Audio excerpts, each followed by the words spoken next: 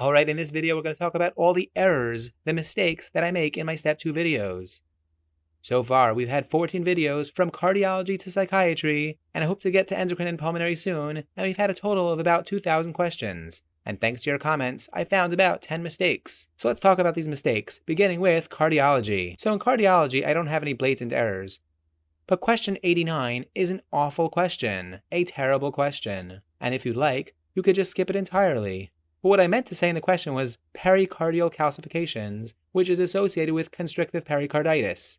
But again, this was an awful question, and you can just forget about it. Alright, moving on to GI. So in GI, by question 15, I had a mnemonic for misoprostol, my poor ulcer, so long, which is, by the way, an awful mnemonic. But it's not only an awful mnemonic, it also doesn't capture what we want to know about misoprostol. Because even though misoprostol can prevent ulcers, it's not really used for that purpose, at least for the purpose of the USMLE exam. Misoprostol is not really used in the GI section, it's really used in the OBGYN section. Let's change the mnemonic to Mr. Pretzel, misoprostol for Mr. Pretzel, as the fetus is talking to Mr. Pretzel over here, who is apparently the OBGYN. Mr. Pretzel, get me out. As misoprostol helps the baby get out, for example in spontaneous abortion. So misoprostol is used for induction, for example in spontaneous abortion. It could also be used as a cream, for example to dilate or soften the cervix. But again, misoprostol is not really used, at least for the purposes of the USMLE exam. In the GI section, it's more of an OBGYN drug, for spontaneous abortion, for inductions, especially in cases of spontaneous abortion. Next, in question 62, I talk about intestinal malrotation, and nothing here is incorrect, but the picture is not intestinal malrotation. This is actually the coffee bean sign, which is pathognomonic for not intestinal malrotation, but for sigmoid volvulus. So I want to thank the person who pointed this out. Alright, now we're actually onto the OBGYN section. Now in this video, I made the biggest error that I've ever made in any of my videos, and that's that I left out questions 3 to 9. Quite an awful way to start out a video. Whoopsies. But anyway, here we had question 1, and here I'm just going to go through the slides so you can take a look at them. Here we had question 1, and here we had question 2, and these are the slides that I left out. I'm going to go through them quickly without explaining what's going on, because that's not the purpose of this video over here. Let's take a look. What decreases during pregnancy? The expiratory reserve volume. You could take a look at the explanation.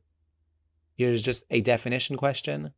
What does G4P2113 mean? The woman had 2 term deliveries, 1 preterm, 1 abortion, and has 3 living children. Remember the mnemonic T-PAL. And here is just a question about the trend of beta-HCG. And in Edwards syndrome, the results of the quad screening are all decreased. The mnemonic is 18 is still underage. Trisomy 18, they're all down. And in Down syndrome, HCG and inhibin is up.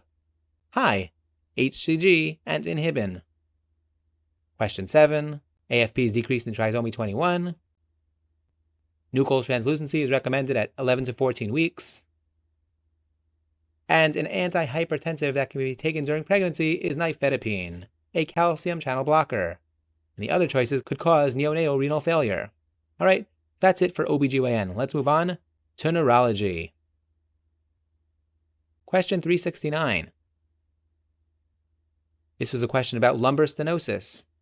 And I said, symptoms improve with flexion. That's true, lumbar stenosis improves with flexion. And when do we flex?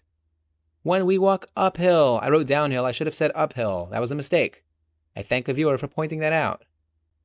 Again, spinal stenosis pain improves with flexion, i.e. walking uphill. Alright, this is the most recent correction that I got. Question 287. I wrote over here that TPA can't be given when it's more than 24 hours, and that was a mistake. As I mentioned many times in the video, it's 4.5 hours. TPA must be within 4.5 hours. Question 386. This was an incomplete question, because I was referring to essential tremor. But there wasn't enough in this question over here to suggest that it was talking about essential tremor. In fact, finger-to-nose testing can be seen in essential tremor, but there was definitely not enough in the question to suggest that that's for sure what we were talking about. That was a little mistake that I made. Again, essential tremor can have a positive finger-to-nose test, not usually associated with that, more with cerebellar dysfunction. But again, the question should have delineated more features of essential tremor to be able to answer the question. All right, on to hemonc. All right, question 724. I use the word aplastic anemia, but I really should have used the word aplastic crisis. Aplastic crisis we see in sickle cell, where there's a sudden drop in red blood cell count, and I'm contrasting this with aplastic anemia, which develops over time. It's a chronic condition. And that's when all blood cell levels can decline. Pediatrics. Right here, I'm just beginning with a clarification. So someone corrected me on this question. And there's just a clarification here. Question 1, a baby can sit without assistance by 6 months. Now that's correct. You put the baby in a sitting position, and he's able to sit unassisted momentarily by 6 months, on average. It's at 9 months when the baby can sit himself into a sitting position. So when I say a baby can sit without assistance, I mean you put him into the sitting position, and he's able to hold that position without hands, at least momentarily. 9 months, by the way, we usually associate with crawling. So again, 6 months, sitting upright on their own, 9 months, crawling. All right, question 38 in pediatrics. Which is true of pyloric stenosis? So over here I wrote bilious emesis, and that's not true. Pyloric stenosis has non-bilious emesis. All right, so just a small correction there. Again, pyloric stenosis, non-bilious vomiting. All right, question 45. I just misspoke. I think I said it the other way around. Hypospadia is on the ventral side. Epispadia is on the dorsal side. You can imagine a door on the top of your male reproductive organ. The dorsum is the top side, epispadia. All right, question 132. I wrote atelectasis has hyperresonance. That was a mistake. Atelectasis has dullness. Thank you, viewer, for pointing that out. All right, so that was it for pediatrics. We move on to renal. So in renal, there's just one correction here. I said that in focal segmental glomerulosclerosis and in minimal change disease, we find podocyte effacement, but I just left out that also in membranous nephropathy, we also see podocyte effacement. All right, MSK, there were no corrections there. We move on to surgery.